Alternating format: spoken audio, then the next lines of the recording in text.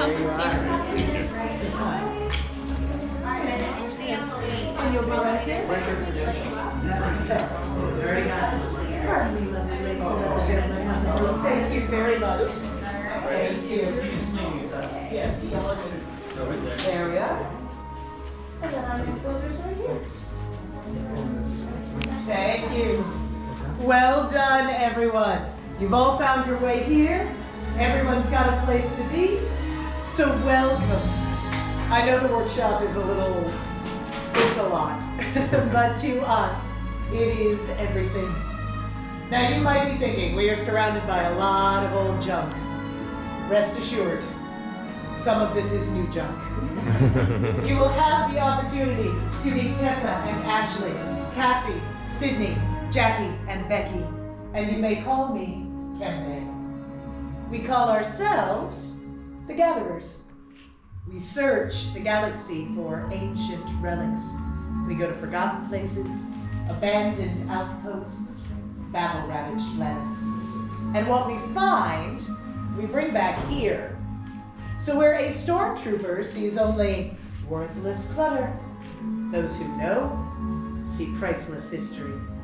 And in these troubled times, preserving our past may be the key to ensuring our future. How many of you know the legend of Luke Skywalker? Quite a few. Good, good. And now we understand there is another, a new Jedi. Tell me her name. Rey. Rey, correct. A scrapper, just like us. And what she is leading is the spark of hope that we have all been waiting for. And that is why you are here, to look ahead, to build this, a lightsaber.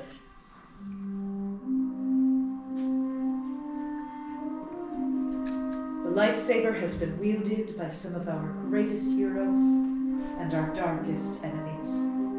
It is elegant, enigmatic.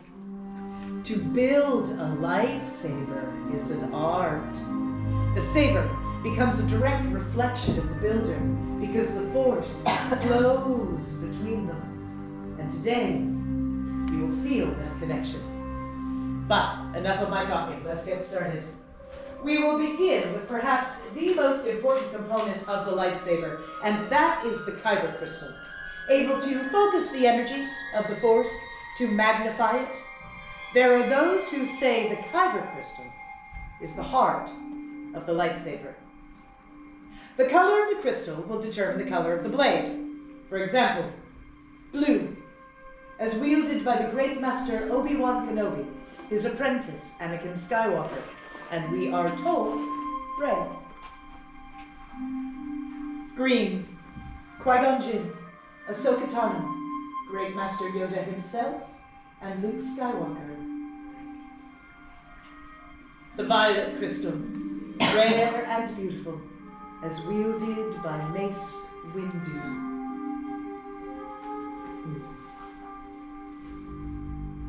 Red.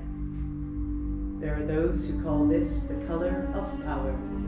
The crystal of Darth Maul, Asajj Ventress, Darth Vader, and now Kylo Ren.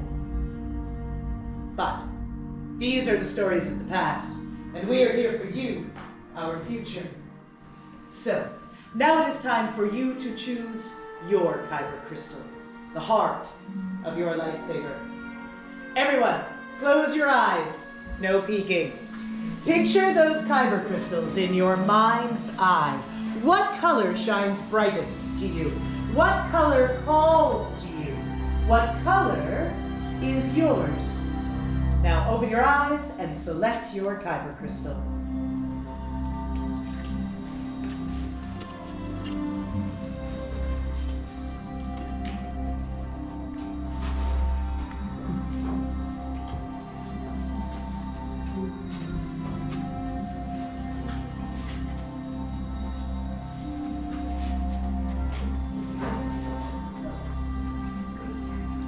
Well chosen, my friends. Now that you've selected that crystal, feel free to place it in the green crystal holder directly in front of you.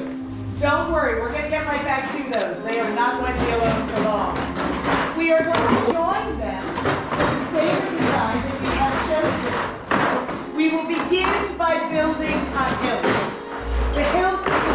foundation of your lightsaber. It is the center of your control.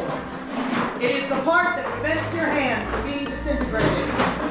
Very important part. Now, as you look down, you will see the components for the saber design that you've selected. You will find a chassis, a selection of grips, emitters, pommel caps, and activation plates. Building your lightsaber is a personal journey. Just as you selected your kyber crystal, you will choose the pieces that make up your own individual lightsaber.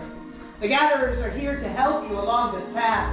So all of that being said, let's build. Hi, my name is Becky. I'm here to assist you with your build. So your first step is to grab your chassis and your crystal. And your crystal is going to go into the center chamber here. So if you see the vents that indicates the top direction of our build, I recommend using the pointed part of your crystal and aiming it right underneath those vents.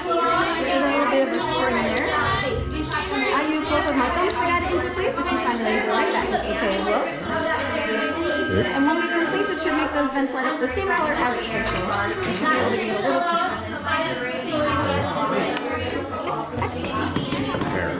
Perfect for you as well. So now we can move on to our activation plates here on the opposite side. If you pick up this set of plates that you're interested in, you're going to look on the inside. There's a red square on one and a blue square on the other. Yes.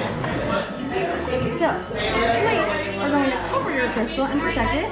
It's also going to have the switch to activate your hilt. So just match that red square that's on the inside of that hilt to the red onto the chassis, and then the blue square right onto the blue one. I don't know. There's a blue square here, Oh, got and it. match right to the one. And then the same with the red.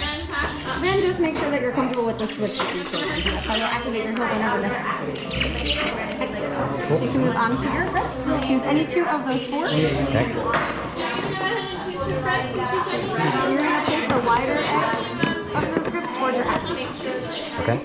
So simply move on to your grips here. Any two, take the wider rim of them towards your activation plate. You'll push down and then twist probably once or twice until that grip sets in good. You choose two, you said? Yes, one for the top, one for the bottom. Oh, I see.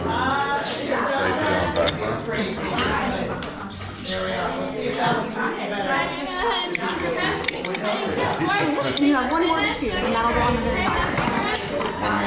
One more.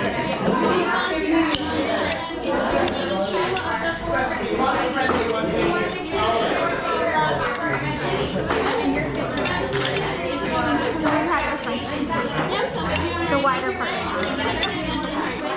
I find it easiest if you flip it the opposite way when you're tightening it, and then turn it around to twist that. Gravity helps you. You don't have to do it. Once both of your grips are in place, you can move on to your emitter at number 3. That's going to go on to the very top.